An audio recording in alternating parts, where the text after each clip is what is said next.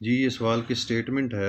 ये दो मैट्रिसेस दिए हुए हैं ए और बी, और उसके जो पूछा है उसने कि A B transpose if it is equal to A transpose B transpose, ये तीन ऑप्शंस हैं। ये हमने प्रूव करना है कि लेफ्ट हैंड साइड जो है अगर राइट हैंड साइड के बराबर है तो वो स्टेटमेंट जो है वो ट्रू या करेक्ट जो है तस्वर की जाएगी। अगर ये left hand side right hand side के बराबर नहीं होती तो वो फिर इनकरेक्ट होगी।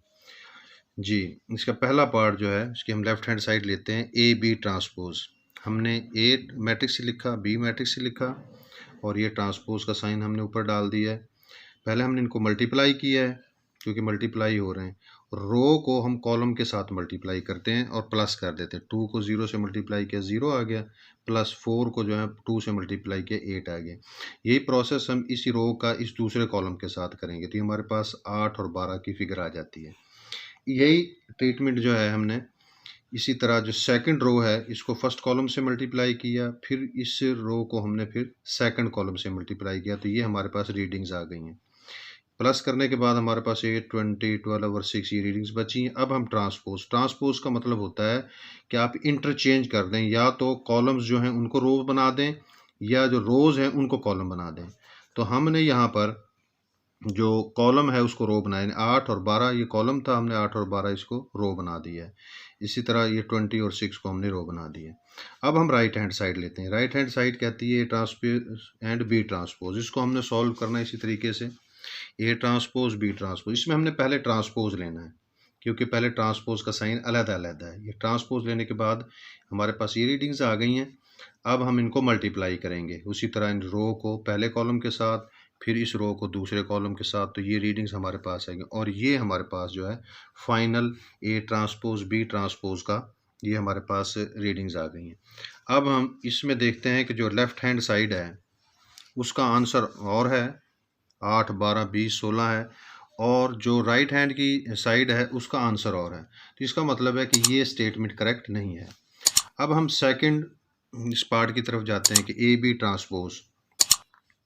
लेफ्ट हैंड साइड हमने ये पहले सॉल्व की हुई है, राइट हैंड साइड है इसकी बी ट्रांसपोज ए ट्रांसपोज। इसको हम हल कर लेंगे। बी ट्रांसपोज ए ट्रांसपोज ये हमने रकमें लिखी, इसको पहले हम ट्रांसपोज लेंगे यानी इंटरचेंज करेंगे रोज़ को और कॉलम्स को। उसके बाद हमने मल्टीप्लाई किया तो ये हमारे पास रीडिंग आ गई। तो ये रीडिंग भी जो है जो राइट हैंड साइड वाली है लेफ्ट हैंड साइड के साथ टैली नहीं कर रही, इसलिए ये स्टेटमेंट भी इनकरेक्ट है। इस तरह हम पार्ट 3 की तरफ आते हैं। A B transpose is equal to B A transpose. इसमें जो लेफ्ट हैंड साइड है ये हमने सॉल्व की हुई है पहले दोनों पार्ट्स के अंदर, तो इसकी अब हम लेफ्ट हैंड साइड जो है राइट हैंड साइड लेते हैं, बी ए ट्रांसपोज। ये हमने लिखा, इसलिए हमने स्टेटमेंट लिख दी। इसमें पहले हम इनको मल्टीप्लाई करेंगे, मल्टीप्लाई करने के बाद अब हम इसका जो है वो ट्रांसपोज लेंगे। जी, तो इसमें हम ये देखते हैं कि कोई भी जो स्टेटमेंट है left hand side right hand side के बराबर नहीं है, तो इससे ये प्रूव हुआ कि ये जो तीनों स्टेटमेंट्स हैं ये इनमें से कोई भी करेक्ट नहीं है इन रीडिंग्स के हवाले से। जी, इसके साथ ही ये हमारा जो क्वेश्चन नंबर 1 है ये कंप्लीट हो गया। जी, ये हमारे पास दो मैट्रिसेस हैं, दोनों इक्वल हैं, और हमने एक्स और वाई की वैल्यू जो फाइंड करनी है। मैट्रिसेस का ये उसूल होता है कि इसके जो एलिमेंट्स होते हैं जो वो भी आपस में बराबर होते हैं। अगर दो मैट्रिसेस आपस में बराबर हो जाए, मसलन एक्स प्लस 2 ये वाई के बराबर होगा, 2 जो है 5 के बराबर होगा। तो चूंकि हमने सिर्फ एक्स और वाई की वैल्यू निकालनी है तो जिन एलिमेंट्स में ये वेरिएबल्स मौजूद हैं उनको हम आपस में बराबर कर देंगे। मसलन ये एक्स प्लस 2 जो है ये वाई के बराबर हो जाएगा, x plus 2 is equal to y. अब हम इसको रीअरेंज करते हैं, वाई को हम लेफ्ट साइड पे ले आएंगे तो इसका साइन चेंज होकर माइनस हो जाएगा, और प्लस 2 को हम राइट साइड पे ले जाएंगे, ये -2 बन जाएगा। इसको हमने इक्वेशन 1 का नाम दे दिया। इसी तरह ये 2y माइनस 5 जो है ये बराबर होगा 4x के। 2y minus 5 is equal to 4x। इसमें भी हम इसको रीअरेंज करेंगे इक्वेशन को। 4x को हमने लेफ्ट साइड पे ले आए तो इसका साइन -4x हो गया, और -5 जो है ये कांस्टेंट है, इसको हम राइट साइड पे ले गए, इसका साइन चेंज होकर ये +5 बन गया। ये भी इक्वेशन नंबर 2 का नाम हमने इसको दे दिया।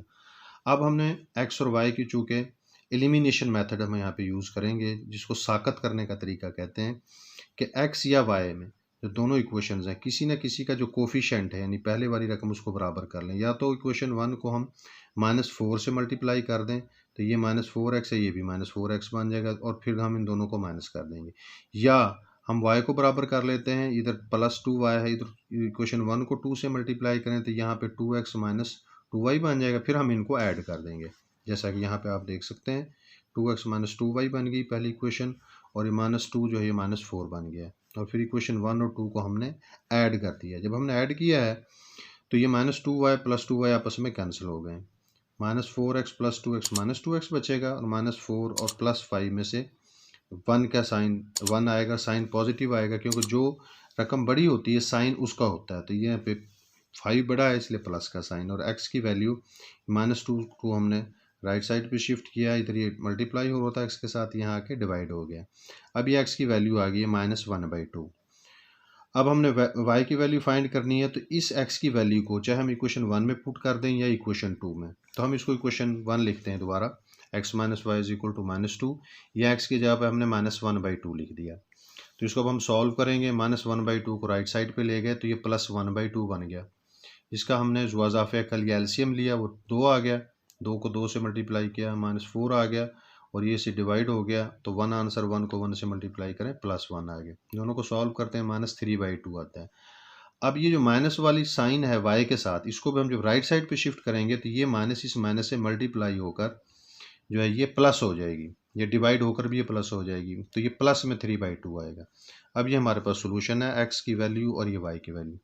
अब हमने जो वैल्यूज़ निकाली हैं इनको हम वेरीफाई भी कर सकते हैं, आया हमारी ये जो सारा सोल्यूशन है ये करेक्ट है या इनकरेक्ट है। तो किसी भी इक्वेशन को ले लें, उसमें x y की वैल्यूज़ को पुट कर दें। मसला हमने इक्वेशन 1 को लिया, x minus y is equal to -2, तो यहाँ पे x की जगह पे हमने -1/2 लिखा और y की जगह पे 3/2 लिखा। इसको हम सॉल्व करते हैं तो इधर भी -2 आ जाता है लेफ्ट हैंड साइड पे, और राइट हैंड साइड पे भी यहाँ पे ऑलरेडी जो है -2 मौजूद है, तो left hand side right hand side के बराबर हो गई है। ये इस बात का सबूत है कि हमने जो x और y की वैल्यूज़ निकाली हैं ये दुरुस्त हैं। जी, हमारा क्वेश्चन है डिटरमाइन द लिमिट, ये लिमिट x टेंड्स टू 3, और ये हमारे पास उसकी स्टेटमेंट है। इसका तरीका ये होता है कि जो लिमिट के क्वेश्चंस होते हैं इसमें हमेशा आप पहले ये देखेंगे कि जो हमारे पास इक्वेशन है, जैसे यहाँ पर हमारे पास ये क्वाड्रेटिक इक्वेशन है, तो इसके सबसे पहले आपने फैक्टर बनाने होते हैं। ये तरीका आप जो है 6, 7 और 8 क्लास में भी सीखते हैं। इसका तरीका ये होता है कि इसकी ये जो एक्सट्रीम साइड्स होती हैं, यानी जैसे ये -15 है, इधर 2x² है, इनको आप आपस में मल्टीप्लाई करते हैं। यानी अगर इसको आप ये रफ अमल में सर आप करेंगे, ये वाला जो प्रोसेस है, यानी -15 को आपने मल्टीप्लाई किया 2x² के साथ, तो ये आपका बन गया -30x²। अब इसके आपने दो ऐसे फैक्टर बनाने हैं -30x² के, कि उनको अगर हम मल्टीप्लाई करें तो ये वाली रकम बने, और अगर हम उनको प्लस करें तो ये +7x बनना चाहिए। तो अब हम देखते हैं कि 10 का जो टेबल है 10 मल्टीप्लाइड बाई 3 ये 30 बनता है। तो इसमें अब आप देखेंगे कि यहाँ पे अगर +7 हो, इसकी जगह पर ये प्लस का हो 10 जो है, और 3 माइनस का हो, तो इनको अगर हम सॉल्व करें तो हमारा आंसर +7 आता है, और इन दोनों को मल्टीप्लाई करें तो वो -30 आता है। और साथ चूँकि x जो है यहाँ भी लिखा जाएगा और यहाँ भी लिखा जाएगा, तो ये x² भी बन जाएगा। तो ये हमारे फैक्टर होंगे 10x और -3x। जी, यहाँ पे हमने लिखा 10x -3x। बाकी जो स्टेटमेंट है एज इट इज़ है।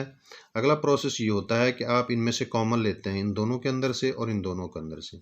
यहाँ पे 2x कॉमन आया, 2x बाहर आ गया, तो ये x बचा यहाँ पे, प्लस एज इट इज़ आ गया, और 2 टाइम 5 = 10 होता है, और x बाहर आ गया तो x + 5 बचा। यहाँ पे दोनों में देखें तो माइनस है, यहाँ माइनस कॉमन आ गया, 3 और 15, इसका मतलब 3 कॉमन आएगा, तो अंदर की साइंस चेंज हो जाएंगी। ब्रैकेट के अंदर माइनस जो है ये अकेला x बचेगा यहाँ पे, क्योंकि -3 बाहर आ गया, और ये माइनस और माइनस मल्टीप्लाई होकर प्लस बन जाएंगे। 3 टाइम 5 = 15। और एक बात और याद रहे कि यहाँ पे जो ये ब्रैकेट्स में रकमें बचती हैं, ये दोनों सेम होनी चाहिए, इनके एलिमेंट भी सेम हो, जैसे x और 5 है, और इनका साइन भी सेम होता है। अगर इसमें कोई डिफरेंस आ जाए, एलिमेंट में डिफरेंस आ जाए या इस साइन में फ़र्क आ जाए, तो आपका जो सोल्यूशन होता है गलत होता है। उसके बाद हम क्या करते हैं कि जो हमने कॉमन लिए होते हैं उनको हम कंबाइन कर देते हैं। जो 2x - 3 है, इसको हमने इकट्ठा कर दिया, और ये जो 2 दफ़ा होती है रकम, इसको हम 1 दफ़ा लिख देते हैं। ये हमारे पास फैक्टर्स आ गए। अब हम ये डिनोमिनेटर है, ये न्यूमरेटर है, तो ये एक जैसी रकमें, इनको हम आपस में कैंसिल आउट कर देंगे। तो अब बाकी हमारे पास ये रकम बचेगी x + 5। अब ये सारा फैक्टराइजेशन करने के बाद, जिसको हम अज्जाए ज़रबी कहते हैं उर्दू में, उसके बाद हम लिमिट को पुट करते हैं। जो लिमिट x टेंड्स टू 3 है, जहाँ पे x होगा वहाँ पे हम 3 पुट कर देंगे, तो 8 जो है हमारा आंसर होगा, फाइनल आंसर होगा। जी, ये हमारे पास डेरिवेटिव का क्वेश्चन है। Find F dash x. Dash का मीन मतलब होता है कि आपने सिर्फ एक डेरिवेटिव लेना है। ये हमारे पास जो रकम मौजूद है हमारे पास इस सवाल में, ये डिवाइड हो रही हैं, दो टर्म्स आपस में डिवाइड हो रही हैं, तो इस पे हम क्वोशंट रूल अप्लाई करते हैं। ये क्वोशंट रूल का फार्मूला है जब हम डेरिवेटिव लेते हैं, कि ये जो बटे में रकम होती है इसका हम स्केयर ले लेते हैं और बटे वाली रकम को एज इट इज़ हम ऊपर लिख लेते हैं। उसके बाद जो ऊपर वाली रकम होती है उसको हमने u का नाम दिया, उसका डेरिवेटिव लेते हैं, दरमियान में माइनस का साइन होता है, फिर ऊपर वाली रकम हम एज इट इज़ लिख लेते हैं और जो बटे वाली रकम होती है इसका डेरिवेटिव लेते हैं। यहाँ पे हमने ये u है हमारे पास, जो ऊपर वाली रकम है हमने इसको u सपोज किया है, और जो ये नीचे डिनोमिनेटर में रकम है इसको हमने v सपोज किया है। जी जी, अब यहाँ पे हमने फार्मूले के तहत जो नीचे वाली रकम है उसका स्केयर ले लिया है। अब नीचे वाली रकम हमने इस एज इट इज़ ऊपर लिख दी है, और ये d बाई डी एक्स का मतलब होता है कि हमने डेरिवेटिव लेना है ऊपर वाली रकम का। फिर माइनस आ गया फार्मूले के मुताबिक, और अब ऊपर वाली रकम ऐसे कैसे लिख देनी, और जो डिनोमिनेटर बटे वाली रकम है इसका हमने डेरिवेटिव लेना है। d बाई डी एक्स का मतलब होता है अभी डेरिवेटिव लेना है। जब डेरिवेटिव ले लिया जाए तो d बाई डी एक्स का साइन जो है इनके साथ से ख़त्म हो जाएगा। जी, ये है। इसी तरह स्केयर के साथ हमने लिखा रहने दिया, इसको ज़रूरी नहीं होता कि आप इसको ओपन करें, आप इसको ऐसे भी लिखा रहने दें, क्लोज ही रहने दें। जी, ये ऊपर वाला हमने ऐसे एज इट इज़ ही आ गई हमारी रकम जो है। अब हमने इसका डेरिवेटिव लिया है, सॉरी पहले हमने इनको मल्टीप्लाई किया है। 2x स्क्वायर को x की 4 के साथ मल्टीप्लाई करेंगे तो ये 2x की 4 बन जाएगा, और 2x की 2 को 1 के साथ मल्टीप्लाई किया, फिर -1 को x की 4 के साथ मल्टीप्लाई किया, और फिर -1 को +1 के साथ मल्टीप्लाई किया तो ये -1 आ गया। जी, ये रकम हमारी एज इट इज़ रहेगी, और इसका हमने डेरिवेटिव लिया तो पावर को हम शुरू में ले आते हैं। ये पावर रूल होता है, पावर को हम शुरू में लाते हैं, पावर में से एक माइनस कर देते हैं, तो 3 शुरू में आ जाएगा, 3 में से एक माइनस करेंगे तो ये x की 2 रह जाएगा। और रूल ये जो डेरिवेटिव के रूल्स हैं वो ये कहते हैं कि जो अकेला कांस्टेंट होता है, जैसे यहाँ पे 5 है या 100 हो, कोई भी चीज़ हो, उसका डेरिवेटिव 0 होता है, वो हमने 0 लिख दिया। जी, नेक्स्ट स्टेप में अब हमने x की 3 + 5 एज इट इज़ था, अब हमने डेरिवेटिव लिया, ये ब्रैकेट वाली रकम जो थी हमारी, इसमें जो है हम शुरू में ले आए हैं। 6 को जब शुरू में लाएंगे तो 6 2 से मल्टीप्लाई होकर 12 बन जाएगा, और x की जो पावर है वो 5 रह जाएगी, एक माइनस हो जाएगी। इसी तरह ये 2 × 2 = 4 बन जाएगा, और x की पावर 1 रह जाएगी, और इसी तरह ये -4 x की 3 बन जाएगा, और 1 का जो डेरिवेटिव है ये 0 हो जाएगी। ये हमने यहाँ पर लिख दिया है।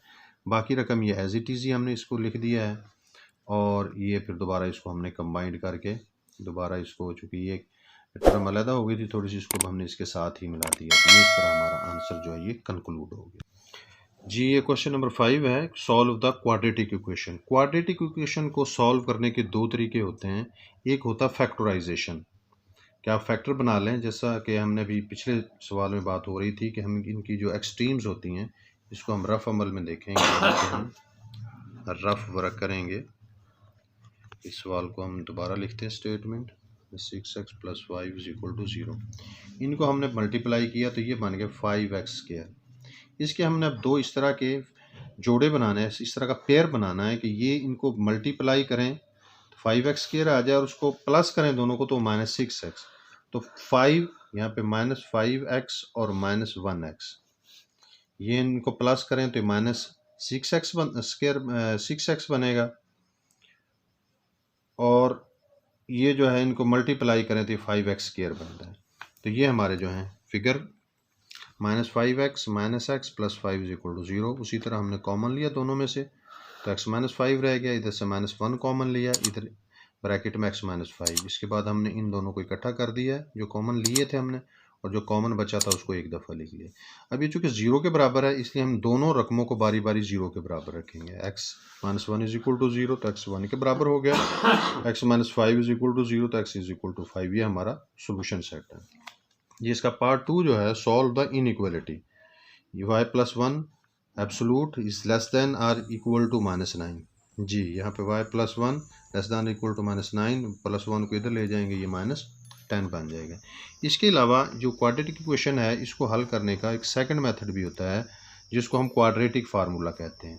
वो फार्मूला ये है, x = -b + -b² - 4ac under root divided by 2a। ये फार्मूला हम उस वक्त इस्तेमाल करते हैं जब हमारे फैक्टर ना बन रहे हों, क्योंकि ये फार्मूला लेंथी होता है, तो आमतौर पर जो फैक्टर्स होते हैं उनसे सवाल आपको फौरी तौर पे हल हो जाता है, जबकि फार्मूले से जब आप सॉल्व करते हैं तो ये सवाल थोड़ा सा लेंथी हो जाता है, लेकिन जवाब दोनों तरीक़ों से सेम ही आता है।